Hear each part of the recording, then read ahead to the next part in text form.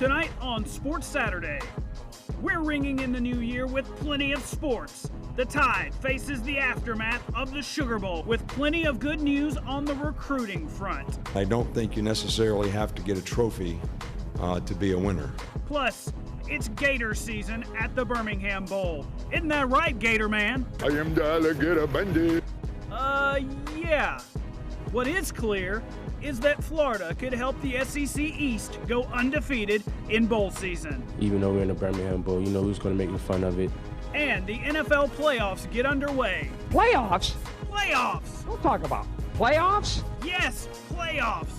So get up, get pumped. We're throwing it down, and it starts right now. From the campus of the University of Alabama, live sports. From Alabama's sports team, this is WVUA Sports.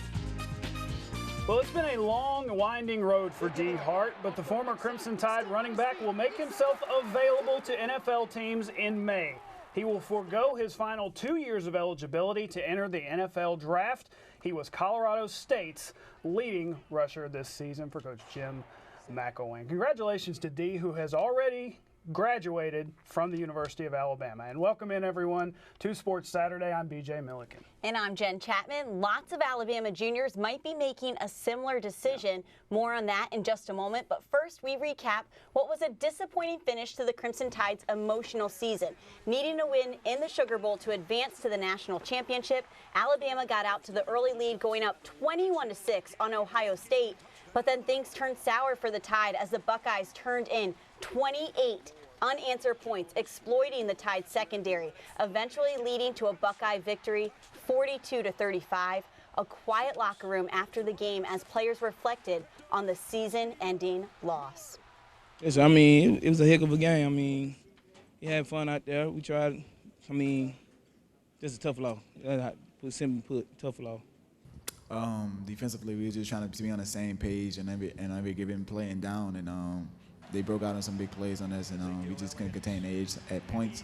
But other than that, I mean, we just try to fight all the way to the end and finish and get the ball back to our offense and to put points on the board.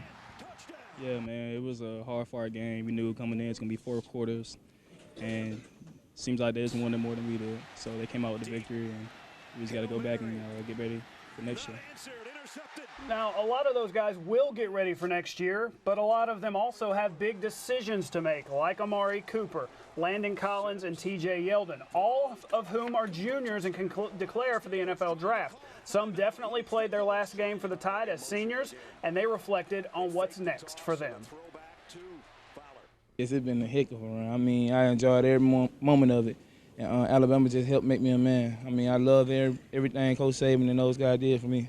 I mean, it's been a pleasure playing here, man, learning from Coach Saban, man, Coach Davis, all the coaches that I've been under, man. It's just been a pleasure, man, and it's been a learning experience, you know what I'm saying, for my next level or whatever. But, I mean, I can never regret a minute of it being in Alabama. Yeah, it's been a great career. I mean, coming to Alabama has been the best decision of my life, and I love the university and everything it's done for me. I'm leaving out of here with 2 national championships, 2 SEC championships, and 2 degrees, so I love Alabama for everything it's done for me. I just spend the rest of the time I have with my teammates and just sit down with my family, just talk about the future and see what can come up. Same thing, sit down with my team, have fun with my teammates, and sit down with Coach and my family to make a decision on what I'm going to do. And it's really, the cycle of college football. Players leave only to be replaced by new players. A big recruiting weekend for the Tide despite the Sugar Bowl loss. And yesterday in the Under Armour All-America game, 2 top high school stars made their pledge to the Tide. The first is from Shades Valley, big defensive tackle Deron Payne. He picked Alabama over Auburn, whom he grew up cheering for. Payne is a big run stuffer who says his relationship with Mario Cristobal made the difference in picking the Tide. The other pickup came from the Lone Star State. Cornerback Kendall Sheffield chose the Tide over several top programs, including Texas A&M. He's a 5'11", 183-pounder who is rated as a 4-star prospect, according to Rivals.com. He's the 4th cornerback committed for the class of 2015. You know, Alabama is holding a firm edge in the recruiting rankings, according to several websites. The big reason, big-time 5-star recruits, 5 of them, according to Rivals.com. They added Payne, who is considered a 5-star, according to that website. But as always, February 4th, Jen, long, long way away. But luckily, Sports Saturday isn't a long way away. Right. It's just a couple more minutes away, so stick around. When we come back, it's the SEC's final chance to show the college football world who is boss. I mean, sort of. Florida could help the SEC East go undefeated. Highlights are coming up after the break.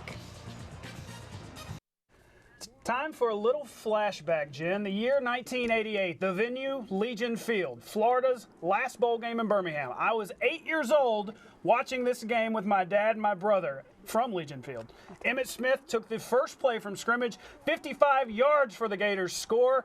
I was not even in my seat yet. Me and my dad and my brother were walking up, and we heard the commotion as the Gators beat Jeff George and Illinois that night 14-10. So it was fitting today that the Gators were back in Birmingham at the Birmingham Bowl, and they were in those nice, sweet orange jerseys. What a cool memory for you to have, though. That's really neat. More importantly, they were trying to win the SEC's 7th bowl game. They would try to and do it against East Carolina. No Will Muschamp, but the Gators defense gets them on the board first. Shane Carden's pass is picked off by Brian Poole, and he's gone. 29 yards, touchdown, Gators. Up a score when the offense gets going in the red zone. Trayon Harris lofts one to Brandon Powell, who makes a tough adjustment. Ooh, nice Gators up 21-7. And then the icing on the cake in the third quarter, Harris to Ahmad Fullwood. This one, 86 yards. He goes the distance. Gators win 28-20. Here's interim coach DJ Durkin. Words can't really describe how I feel about these guys as a team. I'm so happy for our players to go get that win.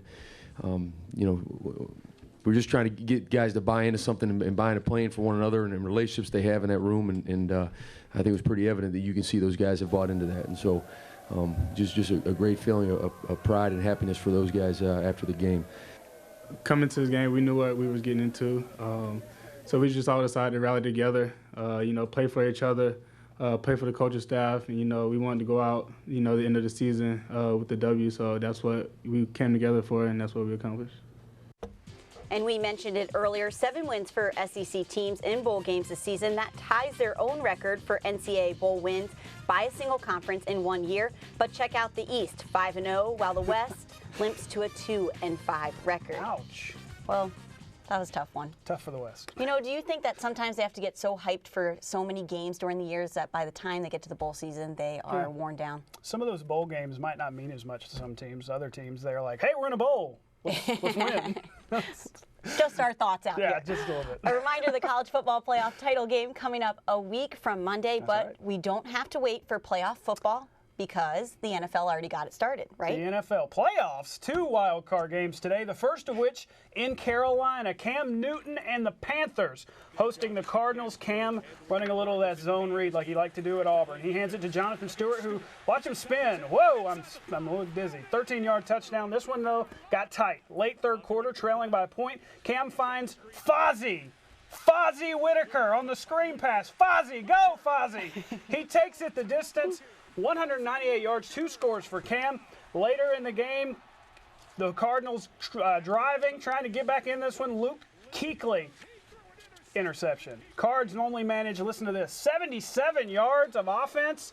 Ouch, the Panthers win and advance. In the AFC, happening right now, the Ravens hold a late lead. Looks like they're going to win that one against the Steelers, 30-15. C.J. Mosley had 6 tackles for the Ravens. 30-17 now, I've just been told. 2 more wild card games tomorrow, and of course, more Sports Saturday is coming up next. Yep, we'll get into some hoops. A couple of SEC teams finishing off their non-conference schedule, plus the Crimson Tide men and women gear up for SEC play. That's coming up when Sports Saturday continues. Stay with us. And we're back with our play of the day. Jerian Grant of Notre Dame nearly eats the rim. Woo! But look at that vertical, and Grant finishes with 24 points. I can jump that high. Something's chasing me. Okay. In a win against Georgia Tech, but more importantly, he got to be our play of the day. Wow. He's more happy about that a bit. I definitely can't jump that high. Well, SEC teams are gearing up for the conference season. That starts this week, which meant they were finishing the non-conference schedule today. That's right. So lots of stinkers, but there were a couple of good games, like in Gainesville, the defending champs, the UConn Huskies, visiting Florida in a Final Four rematch. The Gators playing defense like Will Muschamp used to coach them too. Michael Frazier with the steal and finish at the other end. Gators led by as many as 13, but UConn, they're champs. They pull ahead for good with this Rodney Purvis tray. Bang! Huskies win 63-59. How about those South Carolina Gamecocks facing 9th-ranked Iowa State and New Jersey? I don't know why, but that's where they were. Check out the good D. Jamel McKay should have played for the Cyclones' defensive back. The steal. Dustin Hogue finished at the other end. On the other end, though, the Gamecocks up force, and Darius Thornwell got the shot to fall. Iowa State, though, they could not come back. South Carolina, a huge out-of-conference win over Iowa State, 64-60. Well, the Auburn Tigers were at home hosting North Alabama. A big day for KT Harrell. 3 of his 25 right here. Harrell 4 of 7 from behind the arc. The Tigers were rolling. Malcolm Canada with the sweet look to Trayvon Reed, who throws it down. A big win for the Tigers, 82-61. They finished the non-conference slate at 8-5. So here's a look at the SEC scoreboard. Some other scores from around the league. Looks like they all did pretty well today, finishing out on top. And Alabama finished its non-conference schedule last night with a big win over North Florida. Yeah, a lot of positives for the Tide as they get ready to begin SEC play. One of the big positives, they're riding a 4-game winning streak. Coach Anthony Grant said last night after the win that his team has a chance to be really good. New players like Michael Kessens, Riley Norris, and Ricky Tarrant are starting to come into their own. Here's a look at the upcoming schedule this week for both the men and women. The Tide men at home Tuesday against Texas A&M for their SEC opener, and Saturday on the road in Knoxville. The ladies dropped their conference opener last night on the road. Tomorrow they are at Georgia. Should be a good one. So we've officially begun the transition into basketball season. It's kind of depressing, isn't it? Although it was already there, but until football's over, it's really not absolutely official. But we've got a couple more shots to see a little football. We've got the title game next Monday, and then we've got the Senior Bowl at the end of the year in Mobile. I almost forgot where it was. I've been there like 6 times. Yeah. So, but that's all the time we have for Sports Saturday. Thank you very much for watching. We will see you guys tomorrow, or she will. I will. She'll see you tomorrow. See you tomorrow. Good night, everybody. Good night.